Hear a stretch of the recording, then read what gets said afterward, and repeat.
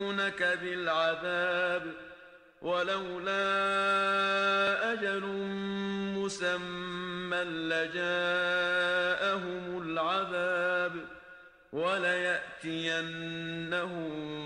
بغتة وهم لا يشعرون. پەلە داوای هێنانی سزاد لێ دەکەن ئەگەر ماوەی دیاریکراو نەبوایە بۆ سزادانی ئەوانە بێگومان سزاکەیان بۆ دەهات و بەڕاستی لە ناکاودا ئەو سزایان بۆ دێ کە ئەوان هەستی پێناکەن.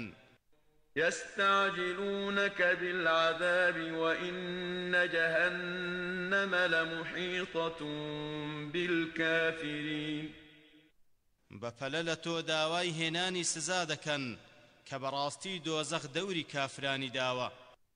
يوم يغشاهم العذاب من فوقهم ومن تحت أرجلهم ويقول ذوقوا ما كنتم تعملون.